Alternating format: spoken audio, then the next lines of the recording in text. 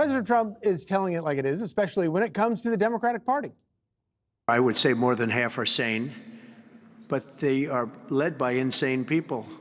And the kind of things that they're pushing are not something. We have a communist running for the mayor of New York, and I wish him well. We're going to go out and we're going to vote it in by the Republicans, because I don't believe that anybody is capable of making a deal with these people. They have gone crazy. And the voters agreed. Democrat net favorability plunges to a near 3-decade low, a negative 32 net favorability rating among registered voters. And yet Illinois Governor J.B. Pritzker says the party is perfect the way it is. To the pundits and the critics about what direction the National Democratic Party needs to go, I say, take a look at Illinois Democrats. Winning elections is partly about messaging and strategy, but it's mostly about values and delivering on them. And our values are exactly where they ought to be. So it's time to stop apologizing when we're not wrong. So, Greg, if J.B. Pritzker is the face of your party right now, you're probably in trouble. Yeah, the bouncy butcher of Illinois. Pritzker can only survive if he speaks in platitudes like values. You want to talk about values? This guy designated Illinois as a sanctuary city for restrictions of trans surgeries on kids. So if you want to cut your kid's junk off, you can go to his state. This is a guy that supports a grotesque practice. He promotes child mutilation under the guise of child-affirming care. There is no care involved in this. Everybody that is involved in this practice should be thrown in jail, right? There is a feeling about the Democrat Party that you cannot deny. You blame innocent people on crimes of ancestry. You tell people their successes are oppressive because it's based on the backs of others. You brand people as phobic when they speak out against butchery. You push inappropriate sexual ideology on children. You advocate for deviant behavior over common sense. This is why he can't talk about issues, because you can drill down, and we can't let this go. The Democrat Party, until they have a reckoning, deserve to live in purgatory for this. It is shameful. This is the worst issue, I think the worst social issue I've seen in my lifetime. Dana, Greg makes a very important and good point, and not a single fat joke in all of that. Bouncing butcher. Yeah, but he raises a very important point. You do sort of wonder if maybe some of these people aren't insane. Well, J.B. Pritzker has 3 strikes against him. Yeah. He's white, male, and rich. And in today's Democratic Party, that's like 3 strikes, you're out. You're going to go nowhere. And it makes sense because he's never had a tough race. Any seat that he's gone for, he can self-fund.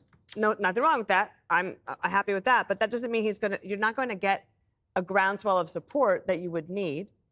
President Trump is very rich, and yet he was able to get all of the support. J.B. Pritzker excites nobody. You can spend a ton of money, but ask Mayor Bloomberg how that goes. Yeah. And I just hope that some consultants make a ton of money so that he can earn 1 delegate. Of course, the big difference is that Donald Trump is always talking about other people's problems. J.B. Pritzker is talking about these problems that values. Yeah. So, Jessica, obviously one of the reasons that, and you're combating this fly. There's a big fly in here. Really it will not go away. On, It just landed on my head. Look at that. It sure did. It's like Mike Pence. So part of the problem with Democrats, with the poll numbers, is not only do Republicans not like Democrats, but Democrat voters are really frustrated with Democrats right now because they feel like they're completely ineffective. Yeah, so are Democrats perfect? Absolutely not. But as all of this is going on, no, well, I'm getting to it. I just wanted to own something before I launch. Our lead on the generic ballot keeps increasing. And it's going up and up. And in some polls, it gets up to 7, 8 points, which is a good thing. And Donald Trump, again, wouldn't be asking Greg Abbott for 5 seats if he thought that they were going to do well in the midterms. They're just acting like Democrats. And you say Donald Trump tells it like it is. Literally today, he said inflation cooling right where we want it. And we got the U.S. wholesale inflation number, which is the highest that it's been in 3 years. Fresh and dry veggies up 39%, beef up 80%, toys, appliances, shoes, things that we all need. 44% of people are saying now that they are going to have to go into debt to get their kids back to school. Is that worse than saying gender-affirming care when you cut people's genitals off? To actually, if you talk to people on how they vote, I can tell you more people vote on whether they can afford food than whether there's gender-affirming care in Illinois. I challenge you on that. You lost an election based on that. No, we lost an election based on cost of living both and immigration. But also on both of them. Kellyanne. I think that the Democratic Party was very unified and had almost unanimity for a long time. Not a single one of them would vote for Amy Coney Barrett. Not a single one of them vote for the Tax Cut and Jobs Act. Not a single one of them. They all voted for Inflation Reduction Act.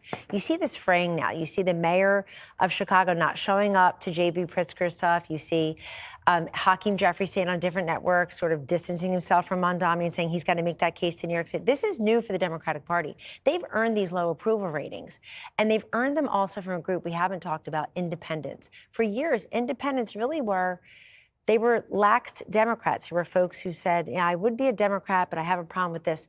And the Democrats kind of own the social cultural stuff. That's Trump's wheelhouse now. Mm-hmm. He takes every cultural zeitgeist and he's ahead of it and leads it. And the trans stuff is really just the tip of the spear there. But here is the biggest problem for the Democrats as I see it. The rich white men and a few women, to Dana's point, who are funding the party, are funding a party that wants to rail against the rich. J.B. Pritzker spent, quote, $323 million. Wow. Yes, it's its own money. $323 million. Imagine what we could do in the state of Illinois with his money. He bought his governor's seat. He's not a good governor. He's not a good speaker. They're not great at what they're doing. And I think therein lies the problem. AOC wears a stupid homemade gown that says tax the rich, gets all kinds of penalties for doing so. It has to pay for her seat and more. But she's saying tax the rich in a party that's being led by J.B. Pritzker and George Soros and other billionaire donors. Yeah. JB, the Jolly Butcher. There you go. Perfect. JB the Hotel Fortune, Nepo baby. Yeah, fight the oligarchy with J.B. Pritzker. Okay, up next. Mom and Dad are packing little Johnny some condoms and Narcan for college. Click here to subscribe to the Fox News YouTube page to catch our hottest interviews and most compelling analysis. You won't get it anywhere else.